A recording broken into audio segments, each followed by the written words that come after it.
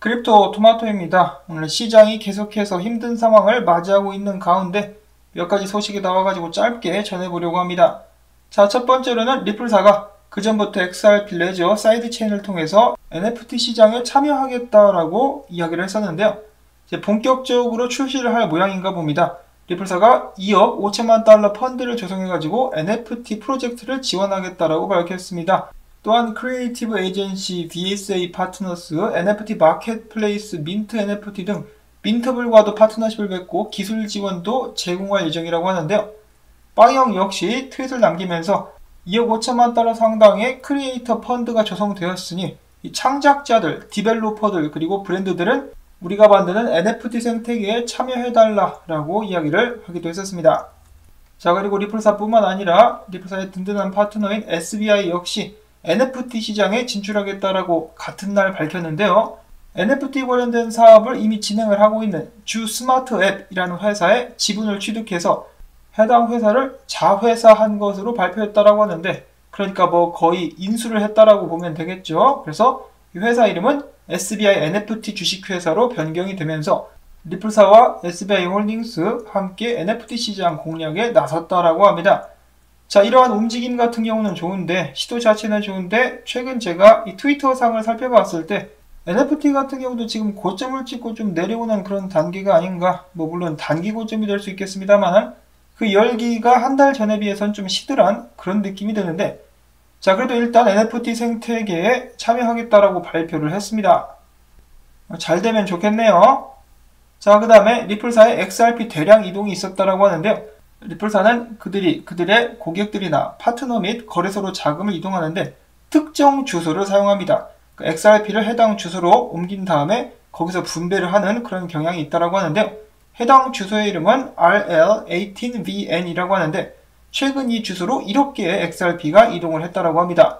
자, 그런데 한 가지 흥미로운 것은 최근에 대량의 XRP가 해당 주소로 이동된 뒤 계속해서 후호비로 XRP가 흘러 들어갔다라고 하네요. 정확한 이유는 아무도 모릅니다. 그래서 이번에 옮겨진 1억 개 XRP 역시 후호비로 이동하게 되지 않을까라고 매체에서는 예측을 하고 있다라고 하는데, 자, 리플사와 후호비 지금 뭔가 하고 있나요?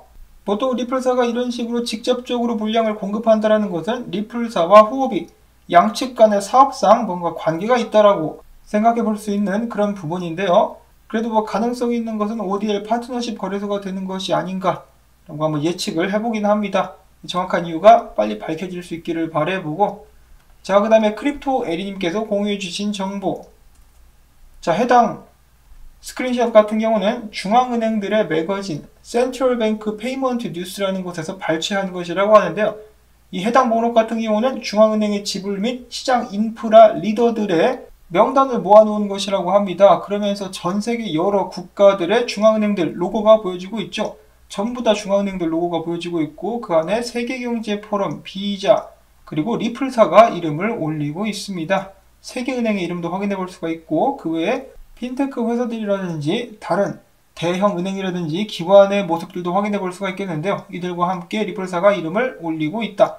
자, 근데 저 같은 경우는 그 전까지만 해도, 이 팬데믹 전까지만 해도 중앙은행들에 대해서 그렇게까지 그들에 대한 거부감이나 그들을 싫어한다라거나, 물론 좋지는 않았지만은 그 정도까지는 아니었었는데, 이 팬데믹 이후에 그들의 행태, 특히 세계경제 포럼에서 진행하려고 하는 것이나 목표로 하는 것을 듣고 나서는 그들에 대한 정이 뚝 떨어져 버렸습니다. 자, 물론 제 개인적인 의견이라 여러분들께서는 크게 신경 쓰지 않으셔도 되는데요. 이 세계경제 포럼이나 IMF 진짜 나쁜 놈들인 것 같다라는 생각이 들어가지고, 리플사가 일하는 것도 이제는 뭐 그냥 좋지만은 않습니다. 자, 그리고 전 세계 중앙은행들은 대부분 이 비트코인이나 암호화폐를 싫어하죠. 근데 비자나 리플 같은 경우는 암호화폐 업계 그리고 중앙은행 업계랑 동시에 엮여있는 그런 상황이라고도 볼 수가 있겠습니다. 자, 그 다음에 플레어 네트워크의 테스트넷이라고 볼 수가 있는 송버드와 까나리 네트워크가 아직까지는 문제없이 잘 돌아가고 있다고 하네요. 옵저버 모드가 종료가 된 상황이다. 옵저버 모드가 무엇이냐? 이 스마트 컨트랙트의 안정성을 판명하기 위해서 도입한 그런 단계라고 볼 수가 있겠는데요. 이 단계 동안에 스마트 컨트랙트를 이행하는데 무슨 문제가 있는지 계속해서 확인을 한다라고 하는데 아직까지는 문제가 없었다라고 합니다. 다행이라고 볼 수가 있겠고, 이렇게 순조롭게 진행된다면 스파크 토큰도 에어드랍이 조만간에 이루어질 수 있겠죠. 자, 한편 이 송볼드 토큰 같은 경우는 비트루에서 거래가 되고 있는데 지금 현재의 가격은 37센트 정도가 된다라고 하네요. 그 외에 오늘 이 소송 관련해가지고 몇 가지 트윗이 돌아다니는 것을 제가 본 적이 있는데, 자, 근데 뭐 거의 하나마나 한 소리입니다. 계속 똑같은 일의 반복이고 좀 지겹기도 하고 뭔 의미가 있겠냐 싶어가지고 나중에 좀 더 중요한 내용이 나오게 된다면 그때 다시 또 전하도록 하겠습니다. 자, 이렇게 해가지고 오늘 나온 정보들 짧게 알아봤는데요. 부디 여러분들께 도움이 될 수 있기를 바라고 이 토마토밭에 물주기 부탁을 드리면서 저는 다음에 새로운 소식 가지고 인사를 드리도록 하겠습니다. 안녕히 계십시오.